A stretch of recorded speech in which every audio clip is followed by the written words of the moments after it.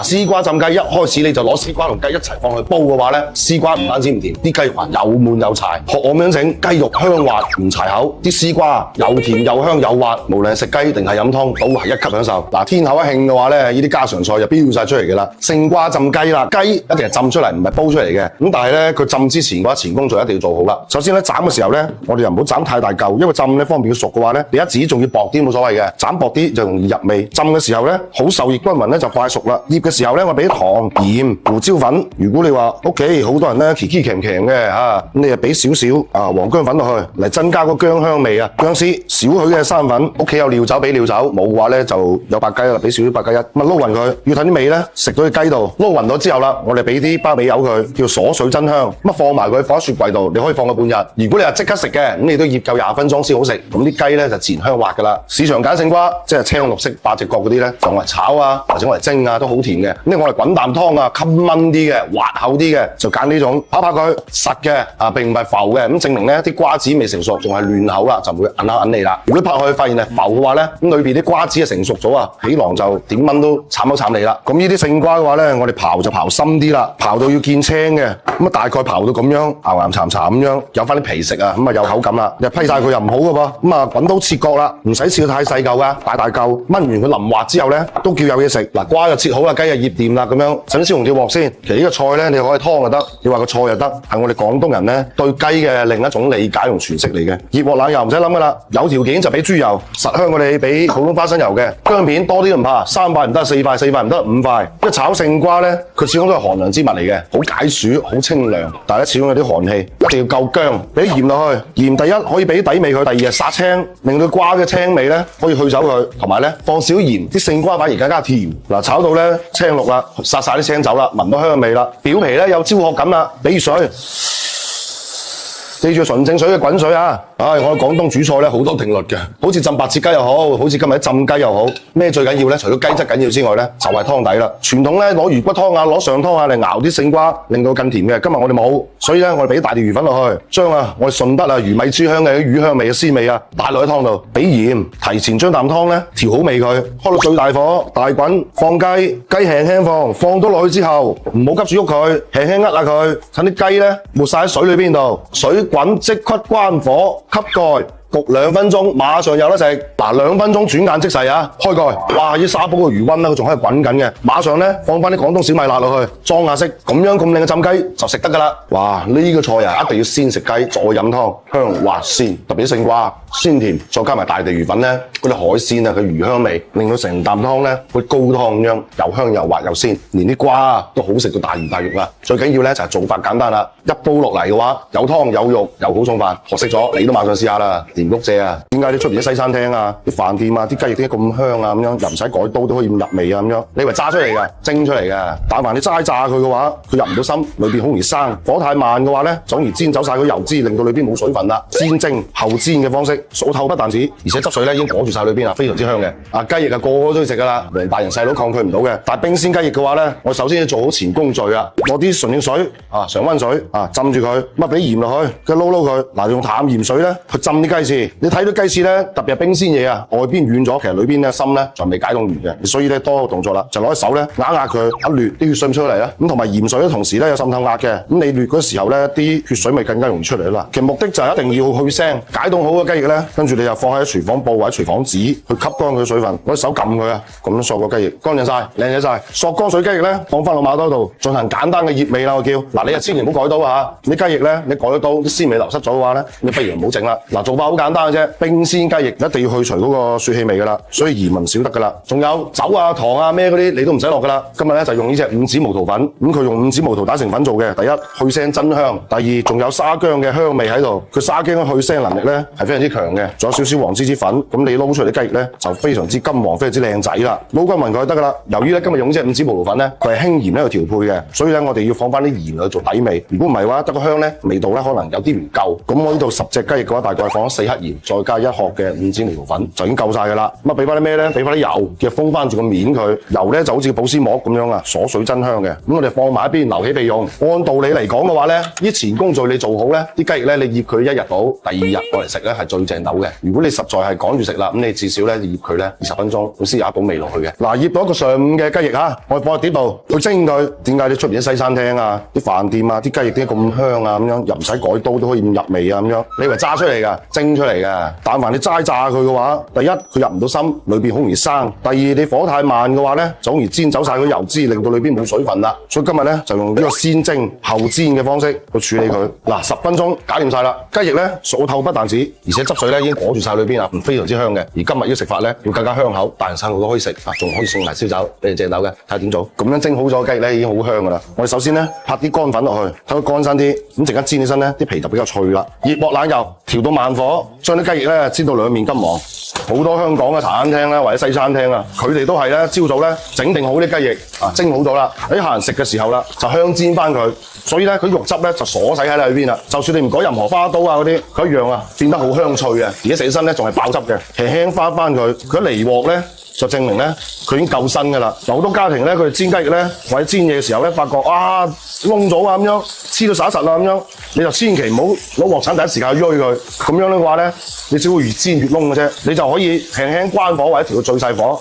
攤佢，佢油脂咧一起焦啊，佢自然就會離鑊噶啦。啊，千祈唔好見到話黐鑊咧，你就急係冇用嘅。脆唔脆？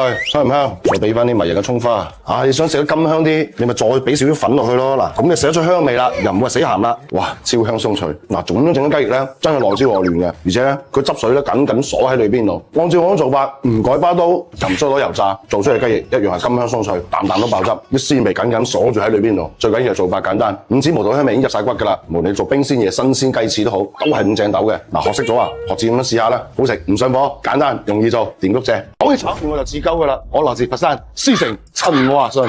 我炒麵啊，唔黐鑊不但止，後燴傑教我嘅，絕對唔會水汪汪。嗱，炒麵嘅話咧，你怕翻車，你用啲韌啲嘅鹼水麵啊嗰啲。但係你屋企你又想炒到靚嘅麵，又可以隨時揾到嘅，你冇理由專程去買鹼水麵啊、竹升麵噶嘛。咁啊用最簡單嘅即食麵，難度亦係最高、最容易翻車嘅。我哋炒麵咧，第一步一定要係泡麵啊，而且一定要用滾水，唔可以用溫水。唔好聽人講話溫水啊，更加爽口啊咁樣。你用溫水漚佢嘅話，佢唔高唔低，佢外邊咧啲麵條化晒，其實個心咧仲係結骨嘅，咁你就難搞啦。水滾啦，放麵落去，千祈唔好滾住佢啊！水滾關火，吸蓋。嗱，你就係當屋企啊食即食麵咁就得噶啦。浸佢，唔好滾佢，滾佢麵真係會爛嘅。用嗰啲剩餘嘅熱力啊，去焗佢，令到咧佢入心。咁整炒起身啊，咪外焦內嫩咯。等一等啲水佢，就噴啲油落去，等佢唔使繼續發脹啊。按照咁整啦，出擺地攤都唔會餓死啦。而家人民生活好咗啦，家家戶戶奔小康，食即食麵獎勵下自己，加條腸，輕輕搣咗佢，咁啊改刀就得噶啦。所謂港式餐蛋麵邊可以冇蛋嘅？熱鑊冷油，我想將腸仔咧爆香佢。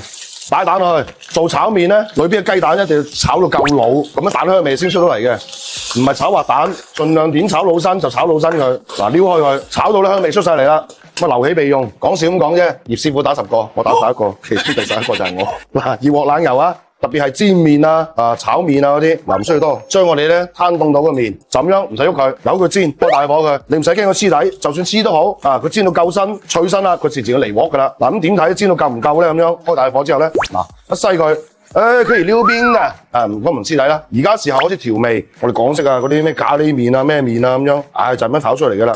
咁但係要準備一個靚嘅咖喱黃醬，最關鍵嚟嘅。因為靚嘅醬嘅話，你係唔需要任何調味嘅。跟住落少糖去和翻佢，少少好啦，好易燶噶。落咗之後咧，撩勻佢，攞筷子撩啊，你唔好攞鑊鏟去兜佢啦，因為鑊鏟咧好易兜爛啲麵啊。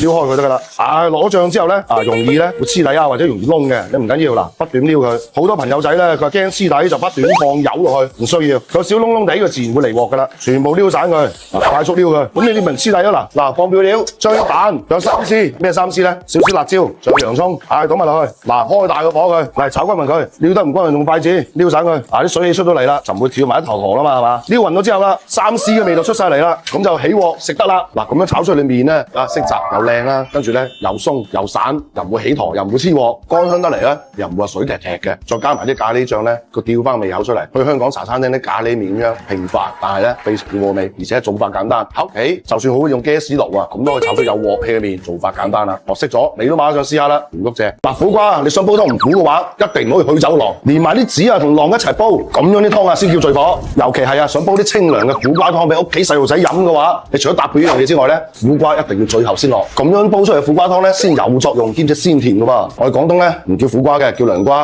啊，因為對我哋咧有益啊嘛，好似涼茶咁，我哋叫涼瓜，咁啊好聽好多啦。無論炒餸啊、煲湯都好，咁啊好多人咧都中意道遠涼瓜，即係雷公所。但係你買唔到嘅話咧，好似我今日買呢隻咧矮腳嘅，一樣好，我哋叫棚瓜，即係個棚度種嘅，佢一樣係好有關味、好香嘅。煲湯嘅話咧，我哋就咁大刀闊斧將佢切成一段段、一碌碌就可以噶啦，連啲心一齊去煲啊，好有益嘅呢個湯。嗱，切好個涼瓜咧，我哋俾啲凍水浸住佢，再俾鹽。咁第一可以殺一殺表面嗰啲多餘嘅唔應該有嘅嘢，同埋浸住佢咧，啲顏色會更加靚仔。用嚟煲湯啲黃豆咧，最好提前一晚浸開佢，咁啊靚仔啦。咁黃豆咧，盡量揀呢啲咧花花斑斑呢啲有芽點嘅，千祈咧唔好揀到啲咧圓碌碌冇芽點啊，即係等於冇後代嗰啲。咁逢係煲湯啊，啲肉類啊、生嘢啊，就一定係啡飛水噶啦，因為好多雜質噶嘛，啲麻粒佬啊摸過啊咁樣，要烚一烚佢。咁蠔豉一樣嘅，因為啲生晒嘢嚟嘅，就咁攞清水洗一洗佢，洗走表面灰塵佢。通常咧你想鮮啲嘅話，你會搭啲瑤柱啊、蝦米啊咁去滾佢嘅。但係今日咧同樣個海鮮嘢就係用隻魚翅啦。而家魚翅當造啊，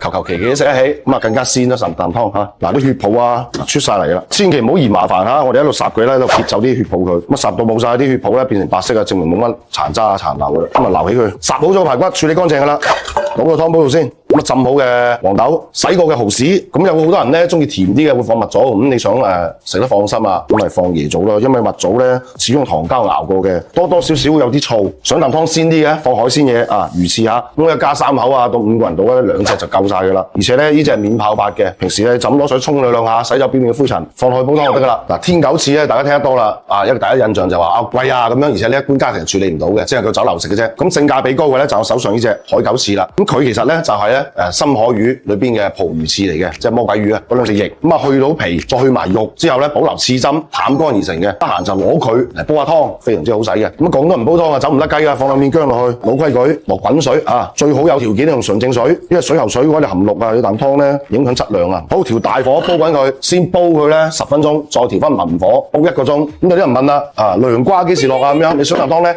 清甜得嚟，又食唔到涼瓜嘅苦味嘅話咧，你就煲湯臨得嗰陣咧，提前半個鐘放落去。嗱，啲湯咧煲得差唔多啦，我哋放埋啲涼瓜落去，煲多陣咧就有湯飲噶啦。湯就煲好啦，好似我啲肉即係扯火嘅，呢個湯真係要多啲煲。哇，鮮甜甘香，最緊要係啲海鮮味咧非常之濃，因為呢隻魚翅咧佢煲出嚟啊個海鮮味咧係好鮮嘅。咁你咩鹽柱啊、海鮮其實都唔使落噶啦，搭配埋蠔豉啊同埋呢個苦瓜嗰種甘甜嘅香味真係好正，鹽都唔需要落，就係已經鹹甜適中夠晒味噶啦。排骨嘅香味、肉香味啊會好濃啊，飲起呢啖湯咧又會好舒服、好順嘅喎，一啲都唔漏。咁特別係大熱天時啊，煲啲甘甘涼涼啲苦瓜湯咧，同啲細路仔、老人家一齊去分享下咁樣，哇，飯都爬多幾碗啦。佢豐富嘅膠膠原咧，令到啲啖湯咧起漿起膠嘅。我哋啲關節位唔係好好使嘅，咁你係應該咧煲翻個湯慰勞下自己啦。學識咗馬上試下咯，點碌啫？你唔好怪個細路仔唔努力，煲咩湯俾佢飲，揀啲咩俾佢食係最重要嘅。咁煲俾細路仔飲嘅湯嘅話咧，第一時間無非咧就係海鮮同埋優蛋白嘅啫。所謂咧冬生夏長，呢個時候咧煲啲最高嘅湯俾細路仔飲咧就啱晒嘅啦。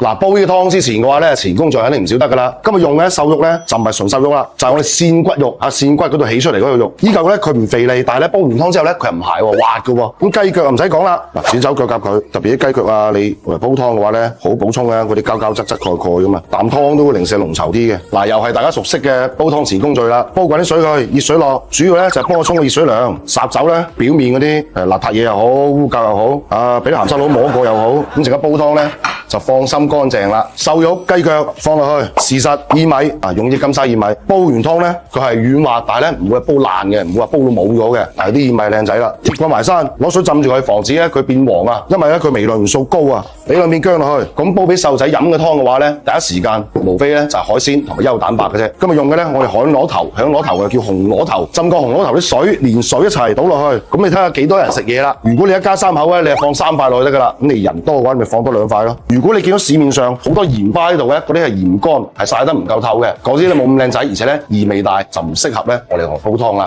好似我哋咁樣，平時攞啲海鮮嘢煲啲湯水俾細路仔飲嘅話，你使驚佢唔食飯咩？嗱，今日用嘅食材咧都比較襟煲嘅，所以個水咧要放多啲，唔係嘅話咧到時煲咗咧就冇湯飲噶啦。大火煲滾，煲佢10分鐘，跟住再轉翻文火，再煲多佢150分鐘，咁就有得飲啦。哇！呢碗湯真係營養絕對夠晒，有海鮮、有肉、有雞腳，哇！膠圓滿晒，哇！好鮮好鮮，海鮮嘢果然係唔一樣。咁尤其係啦，春生夏長呢個時候咧，呢啲湯水咧就更加唔少得噶啦。唔係淨係細仔嘅，屋企長輩啊，又或者我哋呢啲朝九晚五嘅，日夜勞碌啦，係咪？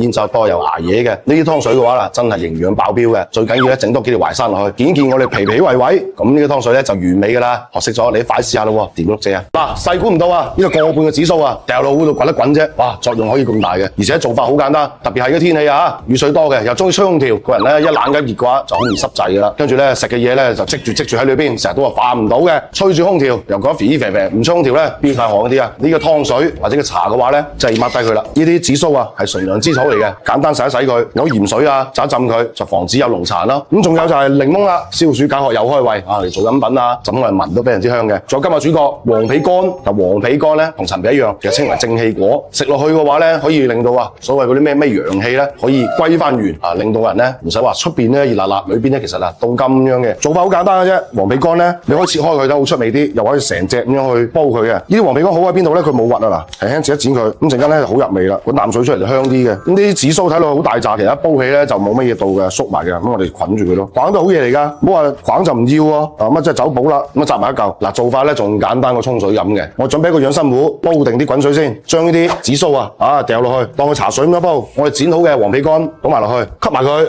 好似煲茶咁樣調到最大火，滾佢10分鐘，咁就有得飲㗎啦。嗱，在此期間咧，你想呢啖茶更加香嘅話咧，我係準備啲檸檬切成一個一塊塊咁樣，咁陣間咧方便榨汁啦。嗱，檸檬唔好放埋落去煲啊，檸檬一煲嘅話咧就苦㗎啦，咁成煲嘢咧又澀又苦，你飲唔到㗎啦。我留喺最尾用，當佢係味料調味用嘅。嗱，咁樣煲出嚟嘅紫蘇特飲咧個紅色嘅，放檸檬落去產生化學反應咧會變成紫色，而且從原先咧佢好衝嗰隻紫蘇味咧會變成咧好似橙香嘅感覺。哇，試下先，哇，黃皮啲味好香啊，飲落去咧好似飲果汁橙汁咁樣，酸酸甜甜咁樣。如果你想飲甜啲嘅話咧，可以自己放啲冰糖或者放蜜糖落去調開嚟飲就可以㗎啦。呢杯嘢真係仲靚過咩鹹檸七嗰啲咁樣啊，個味道非常之清新啊！聞落去咧成個人叮一聲媽記我明啦咁樣嗰啲感覺咧，哇，清清涼涼，無論熱住飲就得，凍住飲就得，而且做法咧非常之簡單嘅。飲完之後咧攞埋啲黃皮嗲埋佢，仲正豆學識咗，馬上試下咯，田谷姐。